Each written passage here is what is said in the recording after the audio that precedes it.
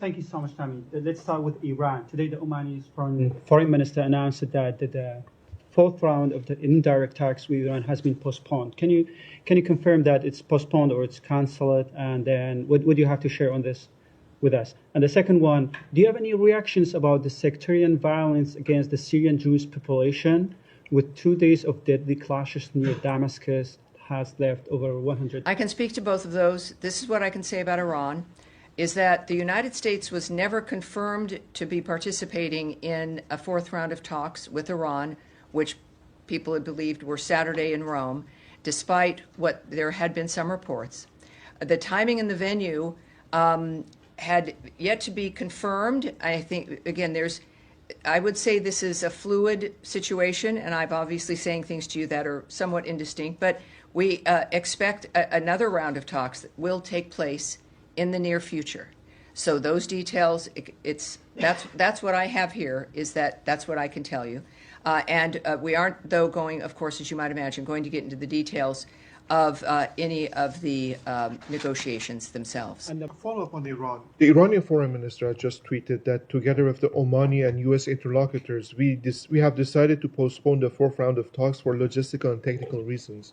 Can you confirm that the reason was logistical? Well, I can't confirm the details, nor would I speak to what someone in Iran might tweet, no matter their position. But again, I said earlier, and I'll repeat it, that the United States was never confirmed to participate in a fourth round of talks anywhere. The timing and venue, there could be one in that it would take place in the near future, but we won't discuss the where or the when. So it's what the Russians would say, or what the Iranians might say, or anyone who would tweet is, of course, not something I can speak to. But I can tell you that from what our people say and what our envoy says is that I guess something would take place in the near future, and as soon as we have those details, we'll let you know.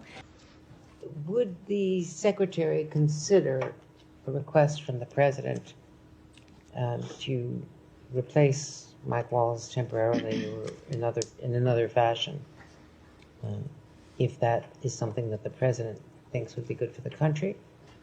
Is that something that the Secretary would consider? I'm not going to jump ahead of thinking what the Secretary might say or do in any context.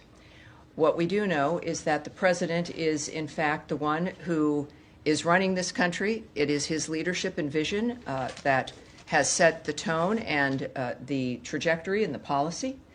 He has put together a cabinet that understands and operates within a commitment to the nature of the President's vision.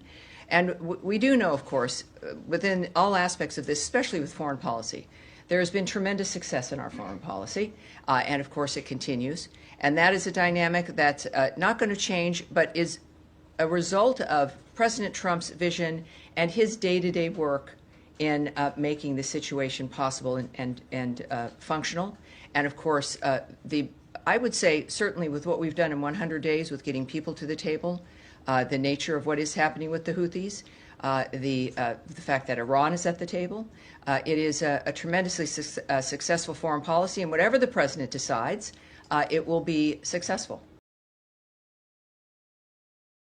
All right, now, so we've got a lot of activity down here in the first row. Something that's just come out from the president. Yeah. All right, great, terrific. The president has just written on Truth Social that Mike Waltz is going to become the new U.S. ambassador to the United Nations. Well, there you go. No longer the National Security Advisor. Fabulous. And in addition to that, he says that in the interim, Secretary of State Marco Rubio will serve as National Security Advisor while continuing his strong leadership at the State Department. Do you know how long he's going to be serving in both roles? It is clear that I just heard this from you. This is the magic.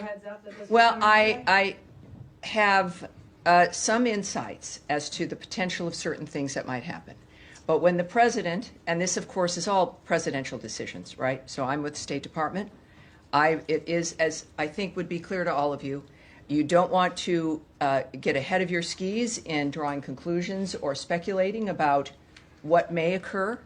and you can have a general sense of what's possible, and then you see that manifest usually. But I think the one thing I've learned is that things don't happen until the president says they're going to happen. So the fact that is, which was obviously Truth Social. Yeah, so that is the miracle of modern technology and the social media. So that is an exciting moment here. I think that, as I know Secretary Rubio, this is a man who, as I think you all know, has worn several hats from day one in managing the nature of what's happened here at the State Department, at USAID, and he's someone who is well known by the president. The president makes perfect assessments about who would implement his agenda, and in this case, he's chosen certainly the secretary and Mr. Waltz to facilitate his agenda moving forward. Not entirely surprising, I have to say, and good news for the American people. You said you had some insights that this might happen. Could you just elaborate on that a little bit? No, I can't. But thanks for asking. And do you have how from the insights that you do have, knowing the secretary, Sure, and knowing this building, how do you see this working, and what advantages do you see with Secretary Rubio's experience in this new role?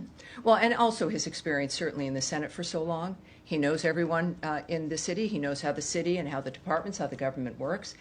He has a great connection, certainly as a senator, with his constituents here in this building, with the people who work in this building, and with the American people now as they get to know him. So his experience also, really, we've seen him be at the White House several times a week. His close working relationship day to day with the president happens for a reason, because they work well together. They clearly have been in an environment where they've gotten to know each other very well. And we've seen the secretary operate we have to admit, these last 100 days, it's like hanging on to a freaking bullet train. I mean, it is a fast dynamic with people who have a journey that is set with a goal that has been determined. And it's staffed with men and women who understand what the agenda is and how to get it done. Now, this is obviously the president knows everybody in his cabinet, and all those cabinet members have staffs, and every department has people that he gets to know and that make a difference in how the departments work. So when we think about how is Secretary Rubio going to do this, well, it's like, how does President Trump run the United States? You have people around you. It's not just you, right? These aren't single individuals working every day and you pulling the levers. It's about managing people. It's about assigning people to the right roles, as the president has just done. And if anybody can do it, certainly with the secretary, as I've gotten to know him, it will be Marco Rubio. So, thank you, everyone. It's a beautiful day outside, and thank you. It got very saucy in here, and I want to thank everyone for caring about their region and their issues, and I appreciate everyone behaving as much as they possibly could. Thank you.